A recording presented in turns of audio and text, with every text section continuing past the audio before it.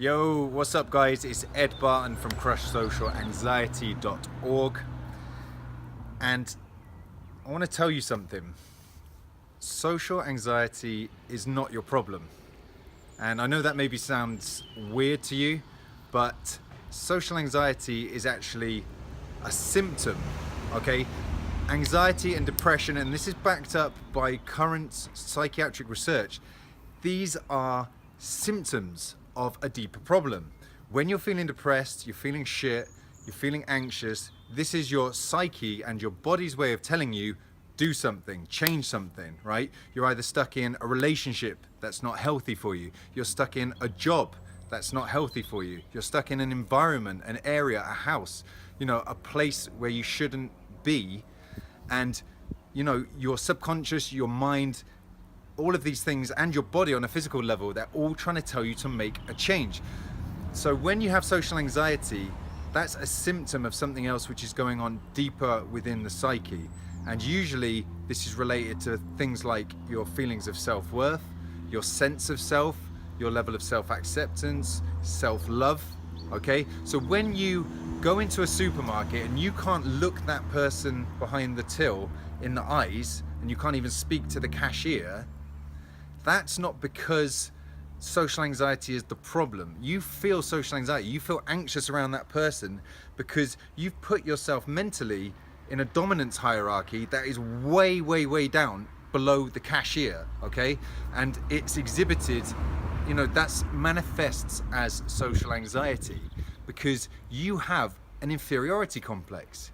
You feel like shit around other people in comparison to other people. That's why you can't talk to them. That's why you go red and you tremble and you sweat. That's why you shit your pants when you see that attractive girl that you would love to speak to, but you can't, because you're putting her up there and you're putting yourself down here, okay? So I see a lot of people argue with me on this point as well, and they say, oh no, but I have low self-esteem because of the social anxiety disorder. Social anxiety is the prime mover. No, it isn't. The prime mover probably comes way, way back in your psychobiological history, in your past. It might even be intergenerational trauma that you've inherited.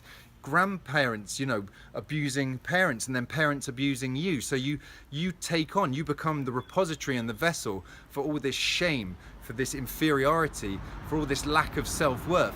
And then that manifests in you not feeling adequate or equal to other people, which then manifests as trembling, sweating, just freaking out, feeling like you're going crazy, and all of that stuff. So in order to address this issue, we don't just want to address the social anxiety. We take that, we say thank you very much, we recognize that as a very useful alarm signal that there's something deeper going on, and we need to work out, why can we not relate to other people on a level and equal footing and feel comfortable around them? Why can't we feel comfortable in our own skin? We need to dig into that and explore some of that. And underneath that, I think you're going to find feelings of shame, of inferiority, and you need to look at where that came from, whether it's in your your past, whether it's in the conditioning from your parents or from a relationship you're in, whatever it may be. Then you start to address that, and then you see the symptoms of social anxiety start to lessen. And you can rewire those things by learning different lessons about yourself. You can set yourself challenges. You can do things that you never imagined possible, and you start to rewire how you relate to yourself, and you rewire the image that you have of yourself. So you don't see yourself as an apologetic, passive, pessimistic, thin-skinned loser. You start to do things which reframe your own self in your own mind, and you start to reform yourself, okay? And you can do that mentally and physically. That's what I talk about, the physical process of reforming yourself in the gym and all of that. That's linked into the psyche as well. That's the route that I went down, and how my transformation came about. So if you're suffering with social anxiety, which I'm sure you are if you're watching this, don't get caught up at the surface level of this, okay?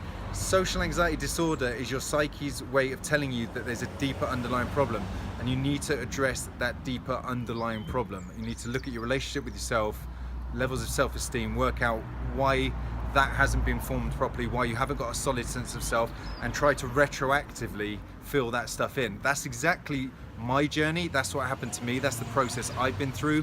I've done it. You can do it too.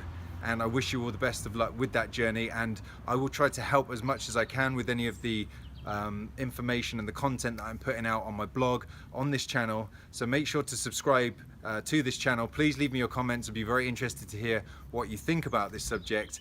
And in the meantime, check out all that info, and I look forward to speaking to you really soon.